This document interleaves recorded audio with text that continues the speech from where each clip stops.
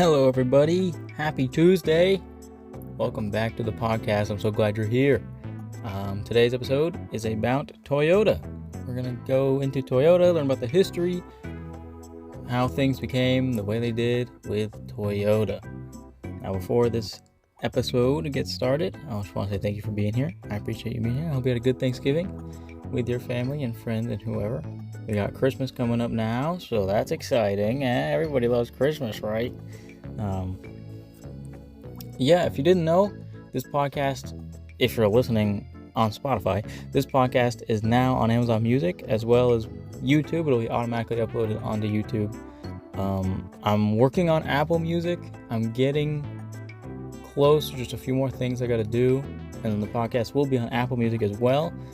And then there's some others I'll try to go through, but I just wanted to try to get onto the main ones first. So, if you prefer Amazon Music, don't really like Spotify, you can listen to Amazon Music. If you just want to listen on YouTube, it's also on YouTube. So, whichever you prefer, it'll be available Apple Music soon for all those iPhone users out there. So I'm excited. I'm happy to see that the podcast is already growing. And that's really thanks to you guys. Thank you so much for listening. But without further ado, let's get into the introduction. The Toyota Motor Corporation, more commonly known as Toyota, is a Japanese multinational automotive manufacturer headquartered in Toyota City, Aichi, Japan. It was founded by Kiichiro Toyota and incorporated on August 28, 1937. Toyota is the largest automobile manufacturer in the world, producing about 10 million vehicles per year. That's a lot. Now, I know Toyota, and don't quote me on this, but I believe Honda is the second largest. I would imagine Honda would be the second biggest manufacturer. But yeah, look at 10 million cars a year. That's a lot. I mean, it's kind of weird because if you 10 million a year, I'm kind of stumbling on my words here, trying to fathom. That's a lot of cars. I mean, who needs 10 million cars a year? Unless people are just crashing them that often, or I know there's some people that will drive their car till they get like 100,000 miles and then they'll buy a new one instead of just keeping up with it. But I mean, if you're like that, hey, I'm not judging. If you have the money to do that, go ahead. All means good for you. I mean, that's cool. But yeah, that's a lot of cars. That's pretty much just the introduction about Toyota, in case you haven't heard of it, which you definitely have if you're listening to this podcast, I would imagine. If you haven't, welcome to the car scene.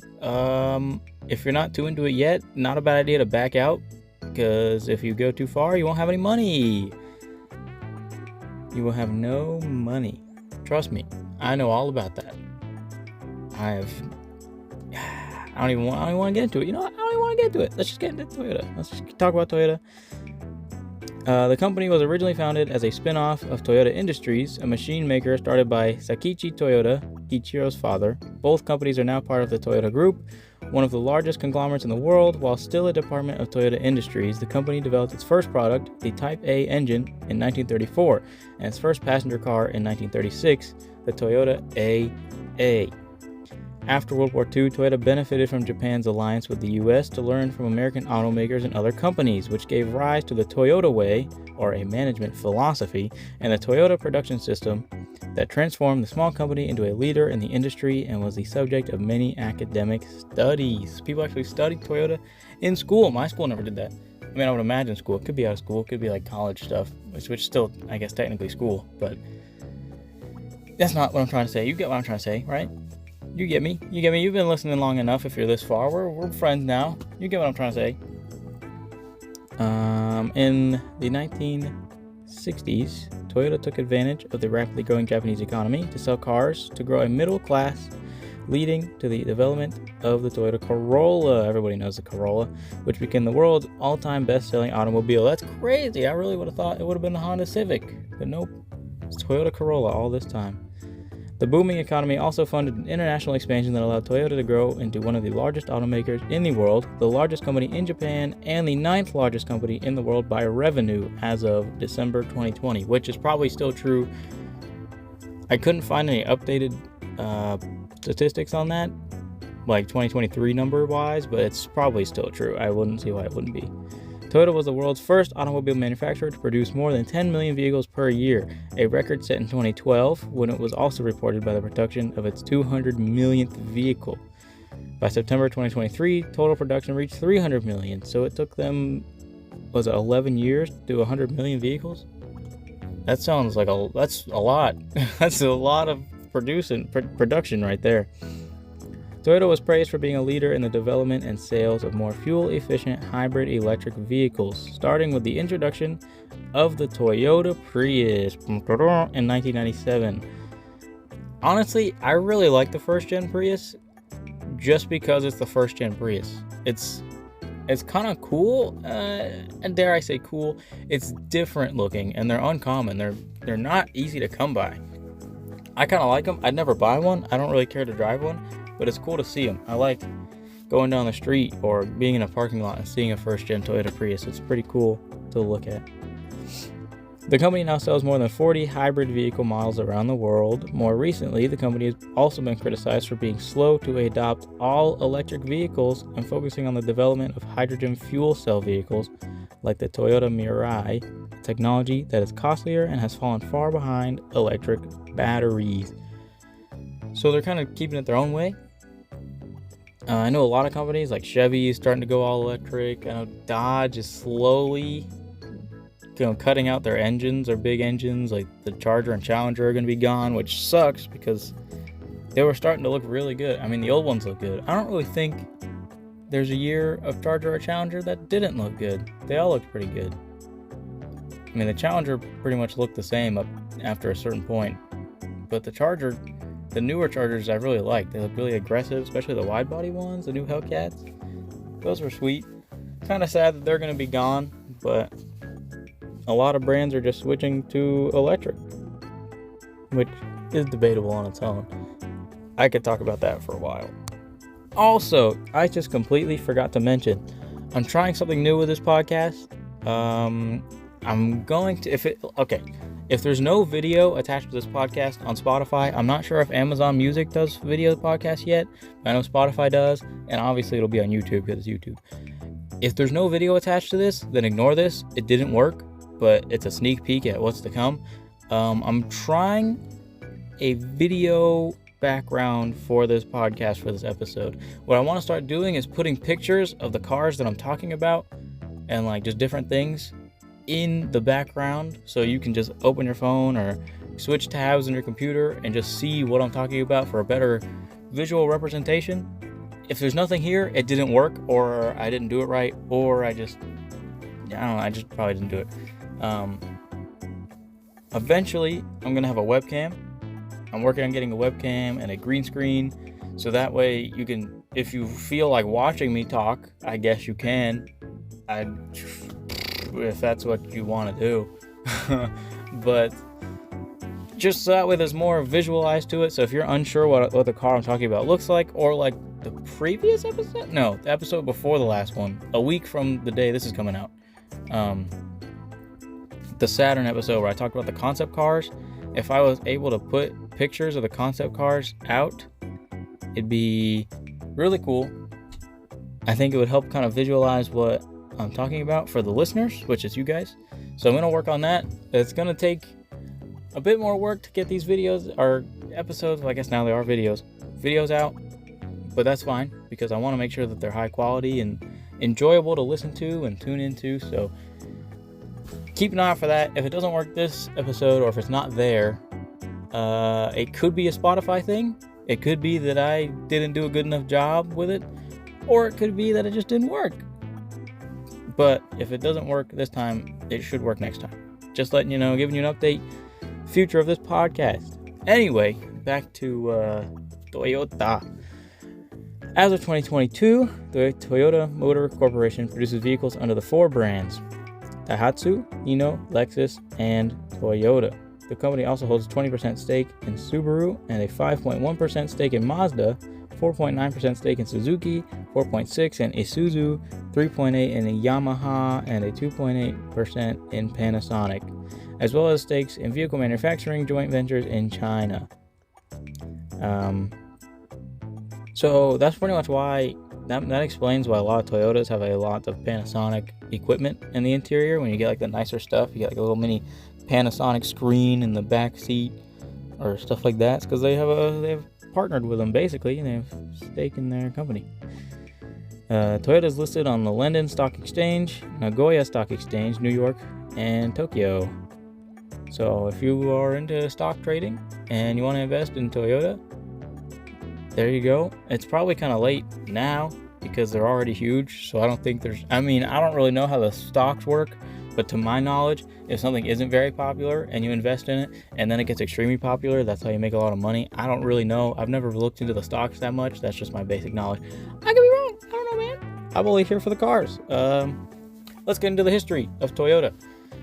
That was an introduction. You've learned the basics of Toyota and their most popular car and the fact that they're the biggest manufacturer and the stuff like that. It's time to get into the history of Toyota Manufacturing Company.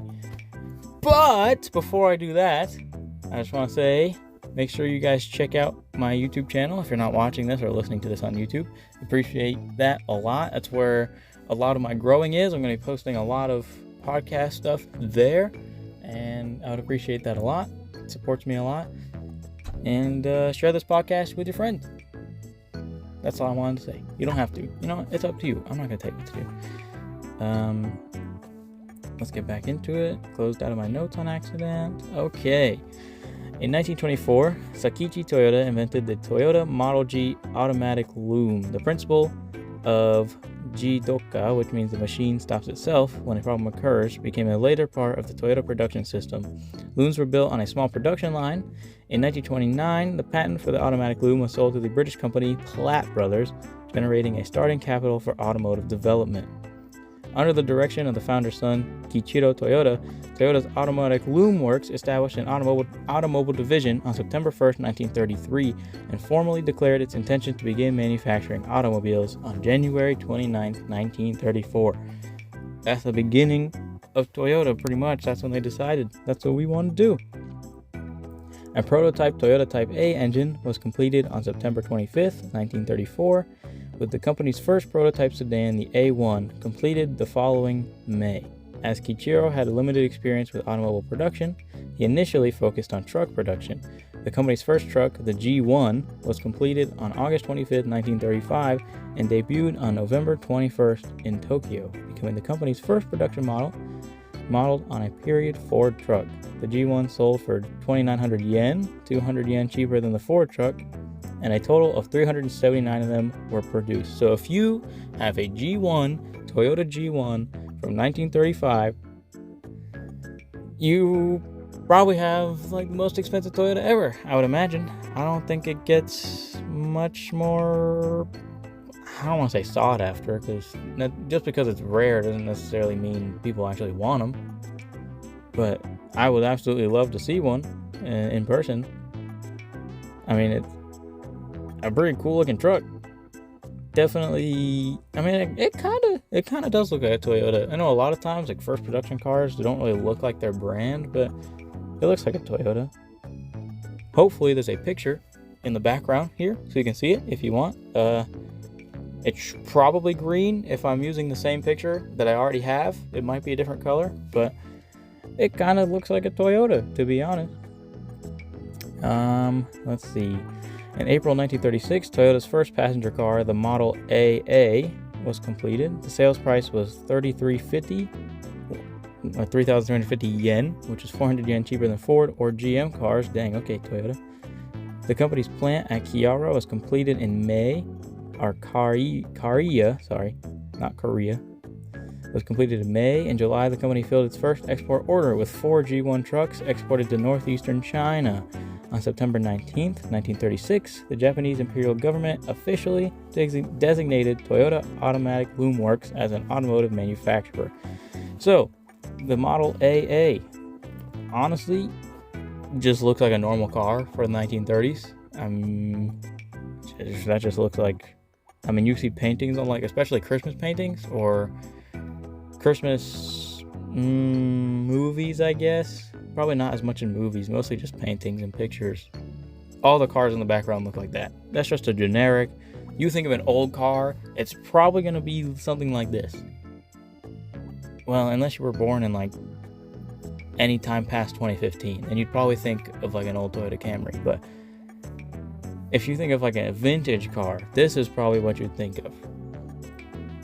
Pretty cool. I'd still like to see one in person, just because it'd be cool to see.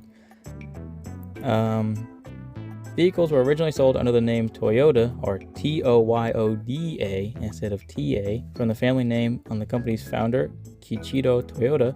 In September 1936, the company ran a public competition to design a new logo. Of 27,000 entries, the winning entry was for the 3 Japanese katakana letters for Toyota in a circle. However, Rizaburo Toyota, who had married into the family and was not born with that name, preferred Toyota because it took 8 brush strokes to write in Japanese, and 8's a lucky Japanese number. It was visually simpler, leaving off the diacritic. I'll try to put a picture up of it. If there's a picture of what it looks like, it's just going to be the Japanese letters, and you're going to see the difference. It's just, if you can't look, you're not looking. It's just the Japanese symbols or letters. They're still technically letters, but it's just easier to write. And with a voiceless consonant instead of a voiced one, which his reasoning was that voiced consonants are murky or muddy sounding compared to voiceless ones. Since Toyota, with a D, literally means fertile rice paddies, changing the name also prevented the company from being associated with old-fashioned farming. Nice. The newly formed word was trademarked, and the company began trading on August 28, 1937. As the Toyota Motor Company Limited, I can't remember what LTD stands for. I know it, I forgot. Ignore that. Kiichiro's brother-in-law, Rizaburo Toyota, was appointed the firm's first president, with Kiichiro as vice president. Toyota Automatic Loom Works formally transferred automobile manufacturing to the new entity on September 29th. That's a lot of information to take in right there. But it kind of shows how, things take time to actually start. You can't start something and just have it blow up. Things like this podcast, it's going to take time. But as long as you don't give up, you should be good to go.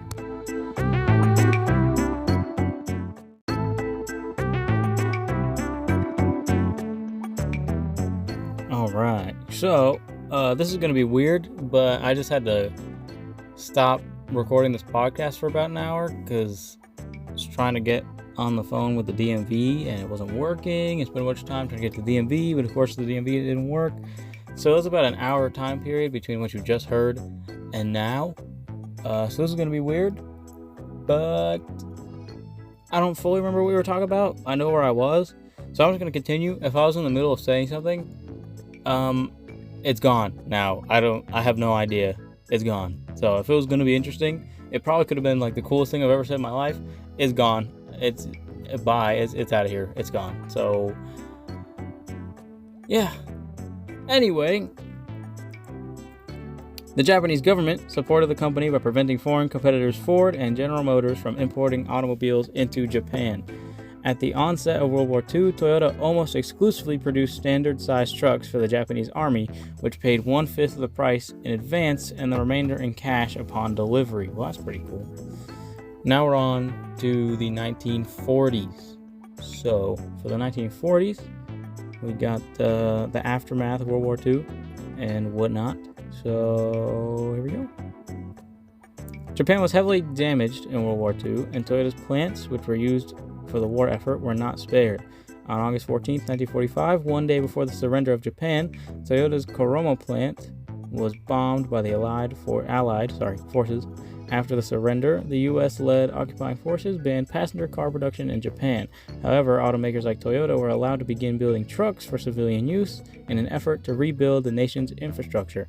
The U.S. military also contracted with Toyota to repair its vehicles. So it's just like, oh, we're sorry, we'll help you. Interesting. Good job. Good job, guys. I mean, like, good on the U.S., I guess, for helping them out. Not everything's about war or whatever, but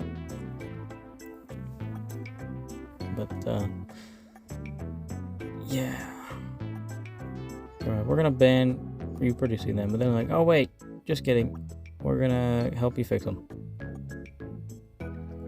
Anyway, By 1947, there was an emerging global Cold War between the Soviet Union and the U.S., who had been allies in World War II. U.S. priorities shifted the reverse course from punishing and reforming Japan to ensuring internal political stability, rebuilding the economy, and, to an extent, remilitarizing Japan. Under these new policies, in 1949, Japanese automakers were allowed to resume passenger car production, but at the same time, a new economic stabilization program to control inflation plunged the automotive industry into a serious shortage of funds. While many truck owners defaulted on their loans, ultimately the Bank of Japan, the central bank of the country, bailed out the company with demands of the company institute reforms. I'm not gonna lie, I'm kind of dyslexic. I'm sorry. I'm all out of it now because of the DMV situation. I'm a little dyslexic. My bad. I apologize. We only got like 30 minutes left to go or so. Hopefully I can make it. In the 1950s is the next section. As the 1950s began, Toyota emerged from its financial crisis, a smaller company, closing factories and laying off workers.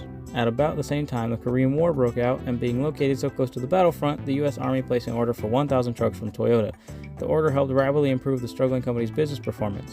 In 1950, company executives, including Kiichiro's cousin Eiji Toyota, took a trip to the U.S. where they trained at the Ford Motor Company and observed the operations of dozens of U.S. manufacturers.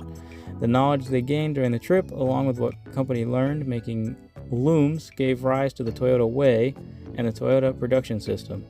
That transformed the company into a leader in the manufacturing industry. So, up here I'm going to put a picture of the Toyopet Crown, which is the first vehicle fully designed and built by Toyota, which of course is where the Toyota Crown comes from. I don't know about you. I was going to say everybody, but it might not be true. I love the Toyota Crowns. They're really cool looking luxury 90s JDM cars. They're really cool. But going on the Toyota Crown we see here, I still like it. It looks pretty cool. I also personally like older car designs. I think they're really unique, and I wish cars still got designed like that. Some of my favorites are like they're futuristic, but also post-apocalyptic in the same build, in the same design. I love cars that look like that. They're really, really cool. Toyota started developing its first full-fledged passenger car, the Toyopet Crown, in January 1952. Prior to the Crown, Toyota had been outsourcing the design and manufacturing of auto bodies, which were then mounted on truck frames made by Toyota. The project was a major test for Toyota, who would need to build bodies and develop a new chassis that would be comfortable but still stand up to the muddy, slow, unpaved roads common in Japan at the time. The project had been championed for many years by founder Kiichiro Toyota, who died suddenly on March 27, 1952. Rest in peace. The first prototypes were completed in June 1953 and began extensive testing before the Crown went on sale in August 1955. The car was met with positive reviews from around the world. After the introduction of the Crown, Toyota began aggressively expanding into the export market.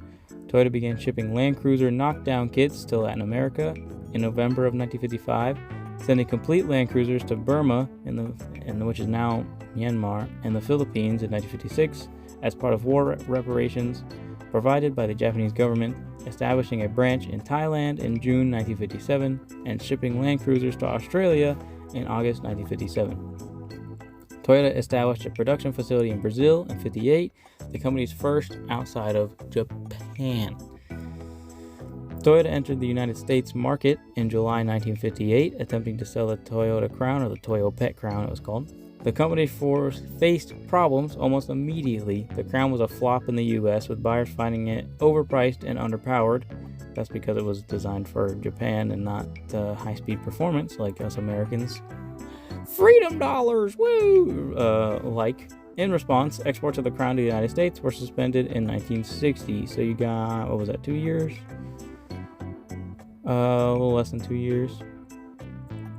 After Kiichiro's death, his cousin Eiji Toyoda led the company for 2 decades. Eiji helped establish the company's first plant, independent from the Loomworks plant. And now we're going to put up a picture of the Toyota 2000 GT. Hopefully, if there's a video, again, there might not be, so I could be saying that and nothing's happening and have nothing to look at. If that's the case, I'm sorry. I don't know why it didn't work. I love these. I absolutely love this car. The design of it is, it's iconic. I mean, you can't, the really long front end, the pop-up headlights. This is an awesome car. And I love this car. I'd love to drive one day. I don't ever want to own one, just because I feel like I'd be scared to drive it. I don't want to hurt it. Don't want to scratch it. Don't want to hit something, run over a rock the wrong way and it breaks something. I don't want to do it. But I'd love to take one out for a drive just once. They look cool. I want to hit the pop-up headlight button. But now we're on to the 1960s and 70s for Toyota. At the start of the 1960s, the Japanese economy was booming, a period that came to be known as the Japanese economic miracle. As the economy grew, so did the income of everyday people, who now could afford to purchase a vehicle. At the same time, the Japanese government heavily invested in improving road infrastructure. To take advantage of the moment, Toyota and other automakers started offering affordable economy cars like the Toyota Corolla, which we already know became the world's all-time best-selling automobile. I kind of think the U.S. could use one of those right now. We could use a American economic miracle right about now. Everything is so expensive. Housing is overpriced. Gas is low right now, but I think that's because there's an election happening. So that happens at like every election to make whatever party look better. I don't really follow politics, so I don't know. But we could use one. The U.S. could definitely use one. I want to be able to afford to live somewhere, because right now I can't. So I'm waiting for that market crash before go anywhere crazy with it.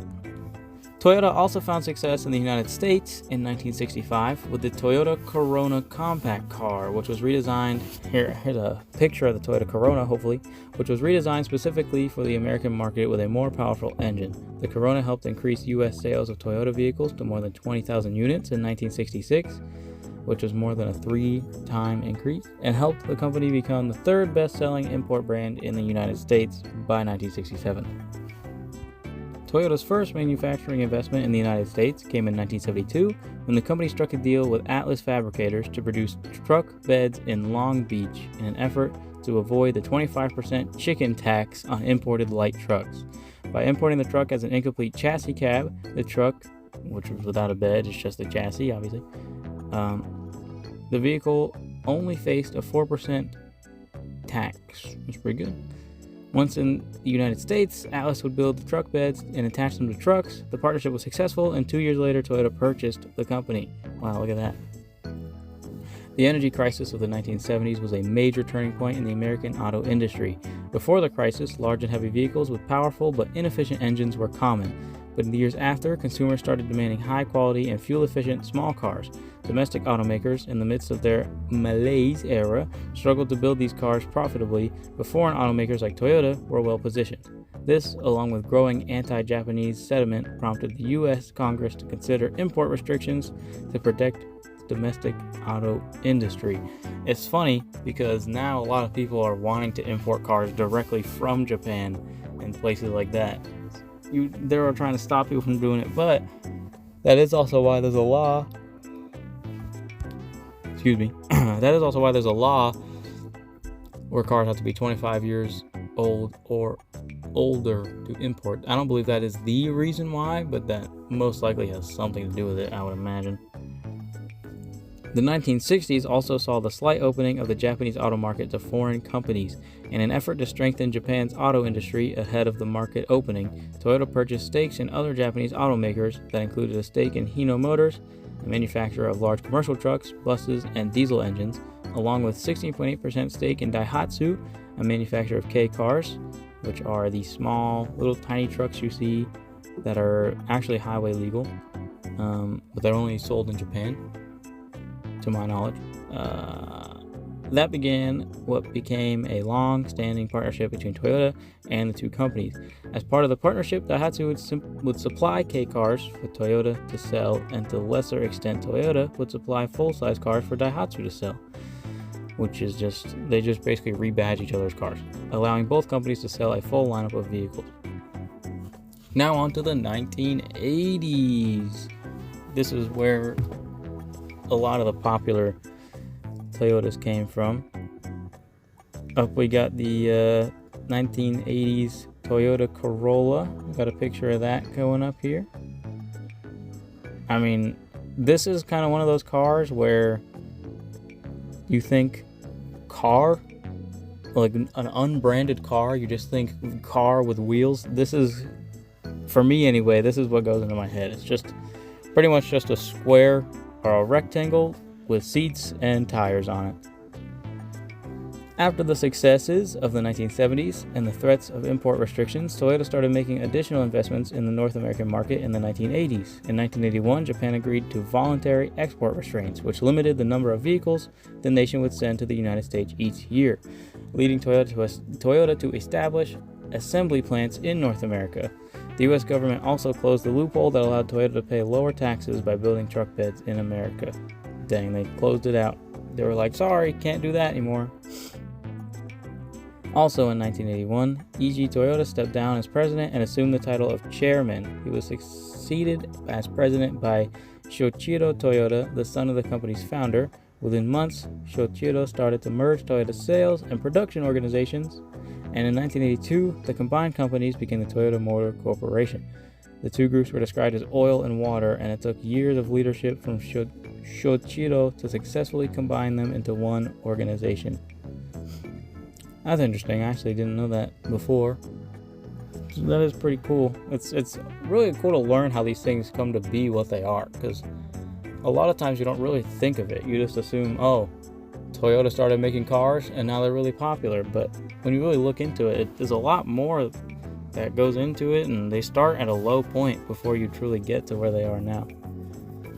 Efforts to open a Toyota assembly plant in the United States started in 1980, with the company proposing a joint venture with the Ford Motor Company. Those talks broke down in July 1981. Eventually, in 1984, the company struck a deal with General Motors to establish a joint venture vehicle manufacturing plant called NUMMI, New United Motor NUMMI, New United Motor Manufacturing Incorporated, in Fremont, California. GM saw the joint venture as a way to get access to a quality small car and an opportunity to learn about the Toyota way and the Toyota production system. For Toyota, the factory gave the company its first manufacturing base in North America, allowing it to avoid any future tariffs on imported vehicles, and saw GM as a partner who could show them how to navigate the American labor environment. The plant would also be led by Tatsudo Toyoda, the younger brother of the company president Shoichiro Toyoda. The first Toyota assembled in America, a white Corolla, rolled off the line on October 7th, 1986. So there you go, the first American-made Toyota Corolla from October 7th, 1986. If you have that car, it's probably been crushed by now, for being honest. But if you have it, or it's in a museum, it might be. I don't think anybody listening to this podcast has it. It's probably in a museum. Still pretty cool, though. That'd be cool to have. Alright, I'm sure you just heard that buzzing. That was the DMV calling me back, and everything's fine. So, there we go. Anyway, Toyota received its first Japanese Quality Control Award at the start of the 1980s and began participating in a wide variety of motorsports. Conservative Toyota held on to its rear-wheel drive designs for longer than most. While a clear first in overall production, they were only third in production of front-wheel drive cars in 1983, behind Nissan and Honda. In part due to this, Nissan Sunny managed to squeeze by the Corolla in numbers built that year. The Nissan Sunny is kind of cute, not gonna lie. It kind of looks like it could pass off as like a Mercury. Hopefully there's a picture on the screen right now. If it works, I won't be able to confirm that it works until it's actually up there working. So this should be the only episode that's really experimental like this. I really hope it works though. But the Nissan Sunny is cool. I kind of like them. But I also really like just random uncommon cars. I just don't know why. Up next on the screen is the Lexus LS400.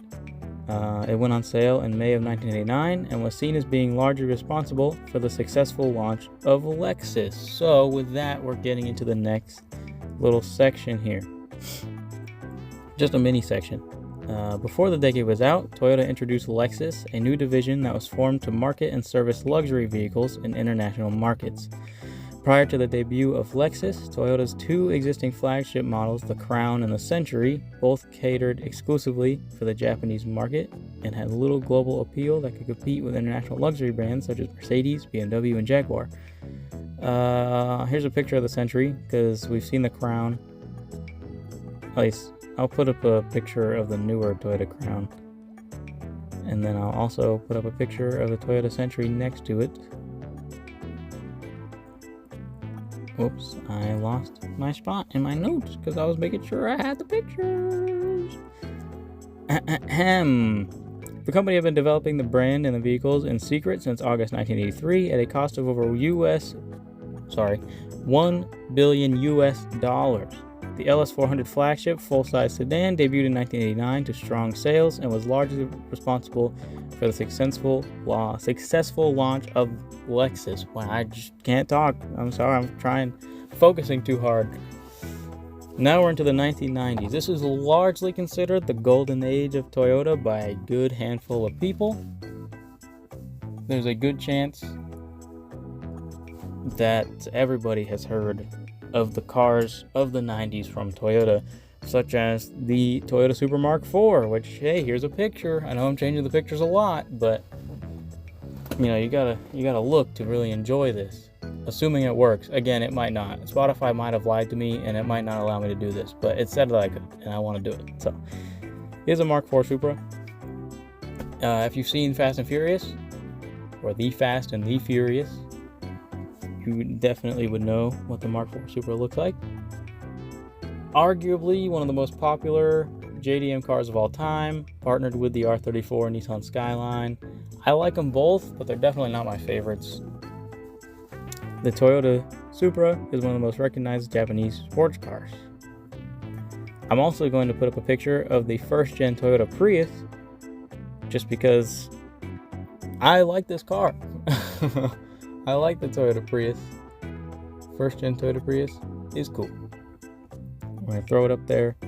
I really like the rims they have on this too. It's abstract, it's different, fits the car. Call me crazy, okay? But I would daily drive a first gen Toyota Prius, okay? A first gen and maybe the most recent generation. I would daily drive them. Call me crazy all you want, but they're cool. The first gen's cool. And the newest one, honestly, I kind of dig it. There's somebody on Instagram that I follow. He follows me too. He took one of the new Priuses and dropped it on the ground with camber and nice rims, and it's like all blacked out. It looks really good.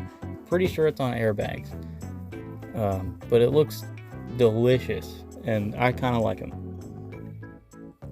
In the 1990s, Toyota began to branch out from producing mostly compact cars by adding many larger and more luxurious vehicles to its lineup, including a full-size pickup, the T100, later called the Tundra, several lines of SUVs, a sport version of the Camry known as the Camry Solara. They would also launch newer iterations of their sports cars like the MR2, the Celica, and the Supra during this era. If you haven't seen the first-gen Toyota Tundra, you definitely have. I still see those driving around today. I'll put up a picture for a second. Pretty sure everybody knows what the first-gen Toyota Tundra looks like. If you've never seen a Toyota Solara, it's still technically a Camry, which honestly I didn't know at first. I thought it was a separate car. It's technically a Camry. They're okay. It's kind of just like a coupe, Camry coupe. They're not bad. Not my favorite. They don't look terrible though. If you haven't seen the MR2 or the Celica, you should definitely go look them up.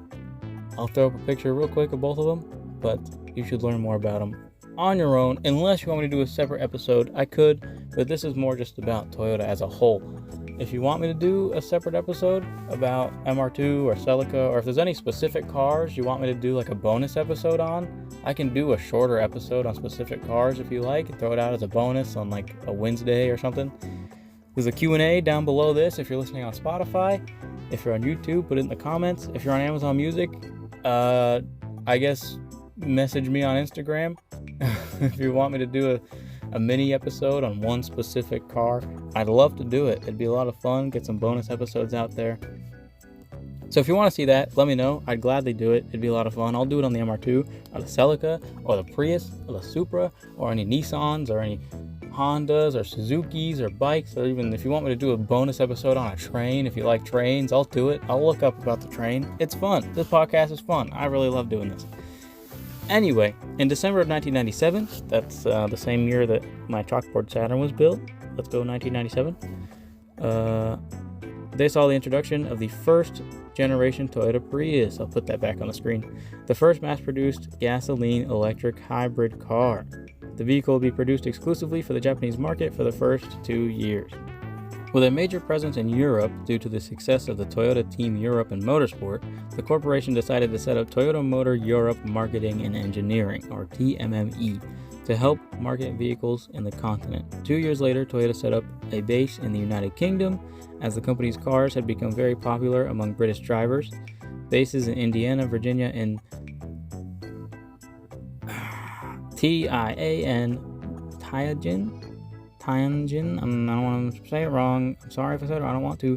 Toyota also increased its ownership of Daihatsu during this period. In 1995, Toyota increased its shareholding in the company to 33.4%, giving Toyota the ability to veto shareholder resolutions at the annual meeting. In 1998, Toyota increased its holding in the company to 51.2%, becoming the majority shareholder. On September 29, 1999, the company decided to list itself on the New York and London stock exchanges. The later half of the 90s would also see the Toyota brothers step back from the company their father had founded. In 1992, Shoichiro Toyota would shift to become chairman, allowing his brother Tatsuro to become president, a job he held until his retirement in 1995. Shoichiro would step down as chairman in 1999. Both would retain honorary advisory roles in the company. Horishiro Okuda would lead the company as president from 95 until 99 when he became chairman, and the president's office would be filled by Fujio Cho. Now we're in the 2000s. Y2K! In August 2000, exports began with the Prius. In 2001, Toyota acquired its longtime partner truck and bus manufacturer Hino Motors. In 2002, Toyota entered Formula One competition and established a manufacturing joint venture in France with French automakers Citroën and Peugeot. A youth-oriented marque for North America. Scion was introduced in 2003. If you listened to last episode from last week, you know all about that. Toyota ranked 8th on Forbes 2000 list of the world's leading companies for the year 2005. Also in 2005, Fujio Cho would shift to become chairman of Toyota and would be replaced as president by Katsuaki Watanabe. I'm not going to spoil anything. We'll get to that. I'm not going to spoil it. In 2007, Toyota released an update of its full-size truck, the Tundra, produced in 2 American factories, one in Texas and one in Indiana. Motor Trend named the 2007 Toyota Camry Car of the Year, for 2007 of course. It also began the construction of 2 new factories, one in Woodstock, Ontario, Canada, and the other in Blue Springs, Mississippi. The company was number 1 in global automobile sales for the first quarter of 2008. Toyota was then hit by the global financial crisis of 2008 as it was forced in December 2008 to forecast its first annual loss in 70 years. In January of 2009, it announced the closure of all of its Japanese plants for 11 days to reduce output and stocks of unsold vehicles. That's crazy. For 11, they specifically said 11 days we're going to shut down so we can get rid of some of this extra stock and stop producing so many cars because we're just too good at it. We got to shut down. They were just too good. They couldn't do it without shutting down. In October 2009, Toyota announced that they were establishing an office in South Korea and launched the Camry sedan, Camry Hybrid, Prius, and the RAV4 during the launching event at the Grand Hyatt in Seoul. Grand Hyatt in Seoul. I don't know why I said it like that. I was probably thinking of a different word. Between 2009 and 2011, Toyota conducted recalls of millions of vehicles after reports that several drivers experienced unintended acceleration. The recalls were to prevent a front driver's side floor mat from sliding into the foot pedal well, causing the pedals to become trapped, and to correct the possible mechanical sticking of the accelerator pedal. At least 37 were killed in crashes allegedly related to the unintended acceleration. Approximately 9 million cars and trucks were recalled. Toyota was sued for personal injuries and wrongful deaths. They paid $1 billion to to settle a class action lawsuit to compensate owners for lost resale value and paid $1.2 million in criminal penalty to the United States government over accusations that it had intentionally hid information about safety defects and had made deceptive statements to protect its brand image.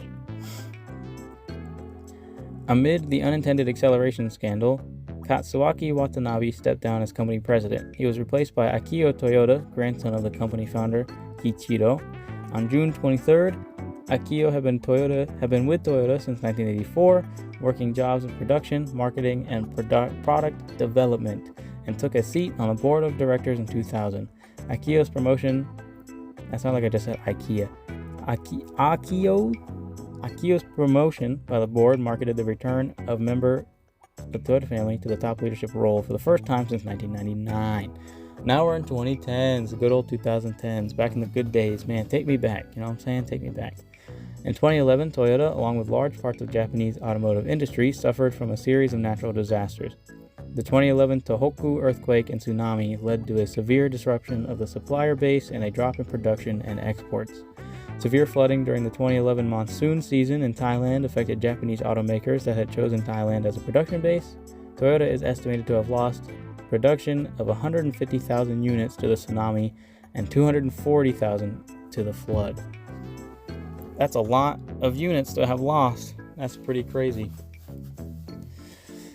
On February 10th, 2014, it was announced that Toyota would cease manufacturing vehicles and engines in Australia by the end of 2017. The decision was based on the unfavorable Australian dollar making exports not viable, the high cost of local manufacture, and the high amount of competition in a relatively small local market.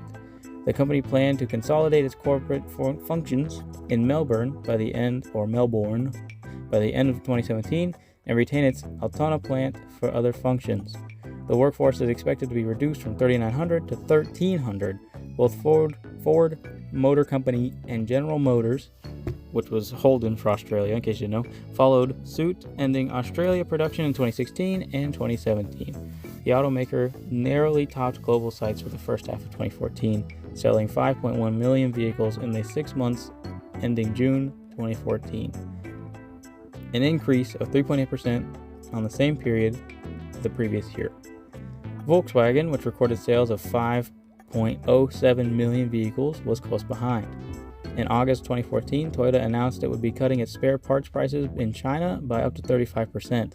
The company admitted the move was in response to a probe foreshadowed earlier in the month by China's National Development and Reform Commission of Toyota's Lexus spare parts policies, as part of an industry-wide investigation into what the Chinese regulator considers exorbitantly high prices being charged by automakers for spare parts and after-sales servicing. Good job, China. You're stopping people from taking all our money. That's what we want to see. In November 2015, the company announced that it would invest $1 billion over the next 5 years into artificial intelligence and robotics research. In 2016, Toyota invested in Uber. In 2020, a corporate governance report showed that Toyota owns 10.25 million of shares of Uber, which was valued at $292 million, which was March 2020. So honestly, it's probably more than that now because everything's just going up. That's probably more than 200. That's probably a little closer to 300 million at this point. According to Reuters, this was roughly 0.6%, not percent, but percent, like per penny, of Uber's outstanding shares. That's a lot. In March 2016, Toyota partnered with Yanmar to create a fiberglass pleasure boat using Yanmar outboard marine diesel engines or Toyota inboard engines. In August 2016, the company purchased all remaining assets of Daihatsu, making the manufacturer of small cars a wholly owned subsidiary of Toyota. On August 27, 2018, Toyota announced an investment of $500 million in Uber's autonomous cars. I'm going to assume it didn't work out well because I haven't heard much more about that. In October 2019, Toyota backed the Trump administration's proposal that federal authorities should override California's ability to set its own emission standards for automobiles. The proposal would reduce California's 2025 fuel efficiency standard from about 54.5 to 37 miles per gallon. This shift by Toyota away from fuel efficiency damaged the company's reputation as a green brand. No, it's Toyota. They make cars. What do you expect? Now into the good old golden 2020s.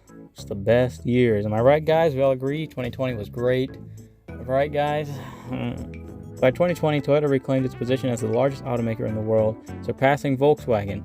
It sold 9.5 million vehicles globally despite an 11.3% drop in sales because of COVID-19. This includes Daihatsu and Hino Motors. On April 2nd, 2020, BID and Toyota announced a new joint venture between the two companies called BID Toyota EV Technology Co., with the aim of developing battery electric vehicles that appeal to customers. In March 2021, Toyota and its subsidiary Hino and Isuzu announced the certain creation of a strategic partnership between the three companies. Toyota acquired a 4.6% stake in Isuzu, while the latter plans to acquire Toyota shares for an equivalent value. The three companies said they would form a new joint venture by April called Commercial Japan Partnership Technologies Corporation, with the aim of developing fuel cell and electric light trucks. Toyota would own an 80% stake in the venture, while Hino and Isuzu would own 10% each. It's 10% for each one. In 2021, Toyota said that it will buy Lyft's self-driving technology unit for $550 million and merge it with its newly created Woven Planet Holdings automation division. In June 2021, the company defended its donations to the United States after they voted against certifying the results of the 2020 presidential election, saying it did not believe it was appropriate to judge members of Congress for that one vote.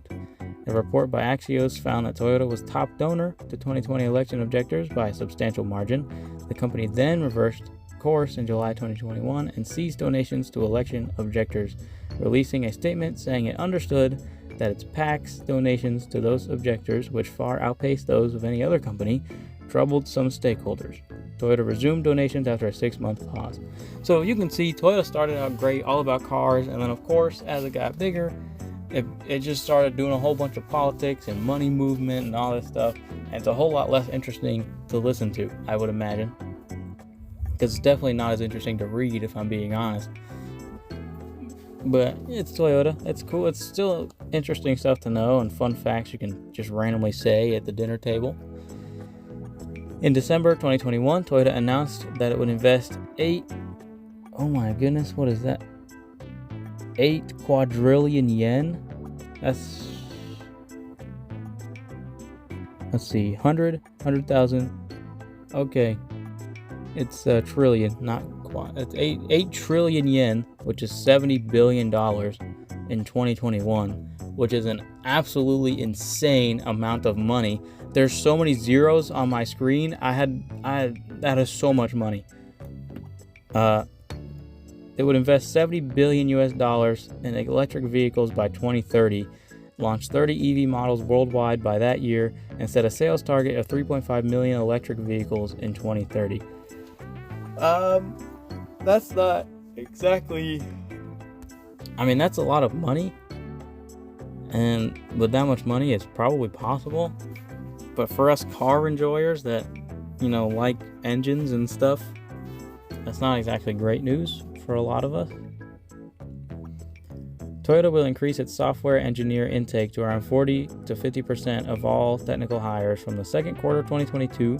The move plans to address the transformation to so-called case-connected, autonomous, shared, and electrical technologies in an environment of intensifying global competition. Now, to end this off with something at least a little bit interesting, we're going to do a small little segment on Toyota and motorsports. Here we're going to put up a picture of the Toyota TS050 Hybrid. This was the car that won the 2018 24 Hours of Le Mans, and they even have pictures, they even kept the dirt from the race. They didn't even wash it. They didn't wash the car. It won a 24-hour race, so they were like, we're going to keep it. They probably still have it the same way. It's probably just as dirty. In a museum somewhere, or probably even at Toyota headquarters. But, here we go. Toyota has been involved in many global motorsport series, providing vehicles, engines, and other auto parts under both the Toyota and Lexus brands. Toyota Gazoo Racing, or their GR section, is Toyota's performance brand that is used in many of the world's major motorsport contests.